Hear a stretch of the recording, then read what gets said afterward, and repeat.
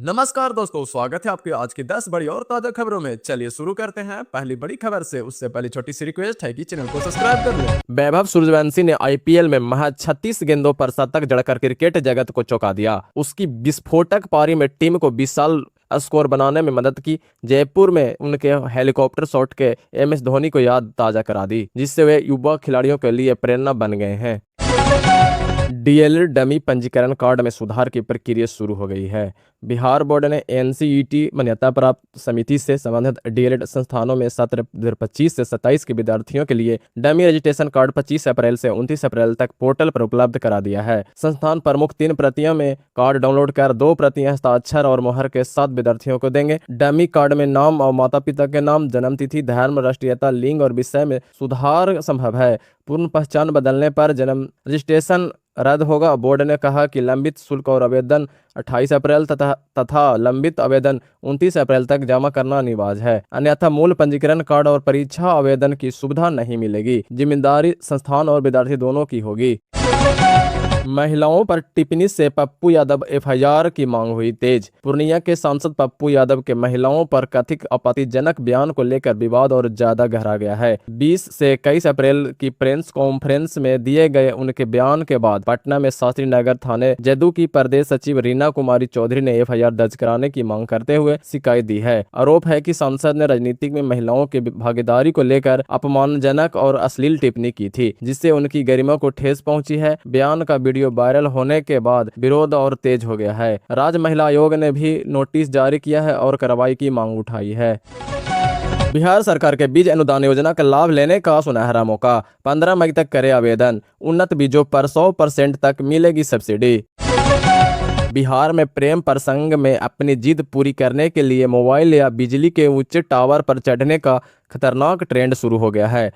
सिवान, वैशाली, खगड़िया, भोजपुर, गोपालगंज सहित कई जिलों में प्रेमी प्रेमिकाओं द्वारा शादी या प्रेमी की रिहाई की मांग को लेकर टावर पर चढ़ते घटनाएं सामने आ चुकी है। ताजा मामला अरवल जिले से शुक्रवार को सामने आया कि करपी थाना क्षेत्र के राम किशुन बीघा में 25 वर्षीय एक युवती चिलमिलाती धूप में मोबाइल टावर पर चढ़ गई, जिसकी ऊंचाई करीब 50 फीट थी।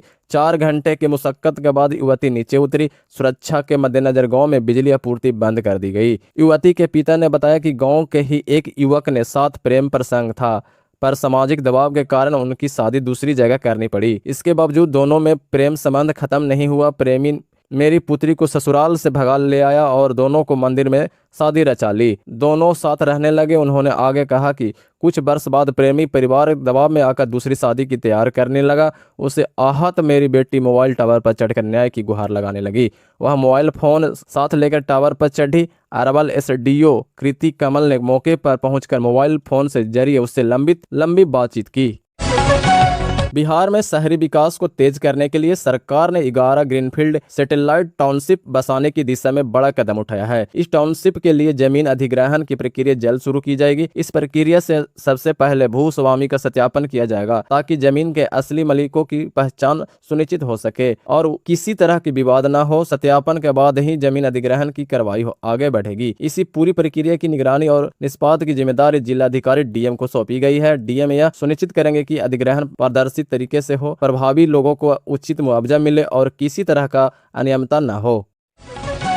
नौबतपुर थाना क्षेत्र में दहेज लोभियों द्वारा शादी के महज 2 माह बाद ही दहेज की मांग को लेकर एक नवविवाहित कथित तौर पर हत्या करके उसके शव को 8 फीट गड्ढे में दफना दिया, जिसे 4 दिन बाद पुलिस ने कड़ी मशक्कत के बाद शनिवार को दोपहर चेसी गांव के बधार से शव को बरामद किया। मृतक का पहचान रूपा कुमारी के रूप में हुई, जिसकी शादी महज 2 महीने पहले 25 फरवरी 2026 को हिंदू रीति रिवाज के अनुसार चेसी गाँव निवासी प्रद्युमन कुमार पिता सूर्यकांत यादव उर्फ गोपी जी के साथ की हुई थी। मृतक का पिता शिवशंकर यादव निवासी अजाब बरहेतर ने आरोप लगाया कि शादी के बाद किसी भी उनकी बेटी को ससुराल पक्ष द्वारा दहेज के लिए लगातार प्रताड़ित किया जा रहा था।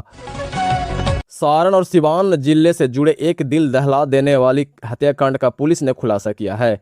मौसेरी बहन से प्रेम विवाह करने के बाद पति ने दूसरी शादी करने की नीयत से अपनी पत्नी की निर्मम हत्या कर दी और शव के टुकड़े कर बोरे में भरकर सड़क किनारे फेंक दिया। मामले में पुलिस ने मुख्य आरोपी पति दीपक कुमार शाह और उसके भाई उज्जवल कुमार शाह को गिरफ्तार कर लिया है। मृतक सारण जिले के रिबिलगंज थाना क्षेत्र के रहने वाली थी और सिवान जिले में भगवानपुर हाट थाना क्षेत्र के शाह गांव निवासी दीपक कुमार शाह ने उसका प्रेम विवाह हुआ था। दोनों छपरा नगर थाना क्षेत्र स्थित योगिया कोठी दहियावा टोला में किराए के मकान में रहते थे। युवती बीए पढ़ाई के साथ साथ एक निजी विद्यालय में शिक्षक के रूप में कार्यरत थी।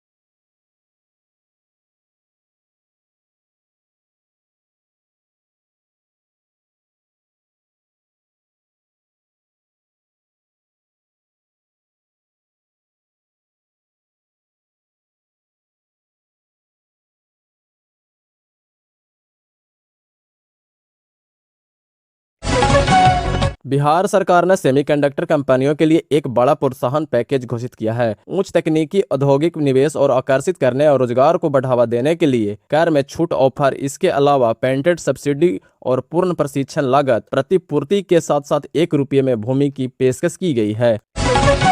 दोस्तों ये थी आज की बड़ी और ताज़ा खबरें। आपको कौन सी खबरें सबसे ज़्यादा चौंकाने वाली लगी कमेंट करके बताएं, और अगर वीडियो अच्छा लगा हो तो लाइक और सब्सक्राइब करना ना भूलें।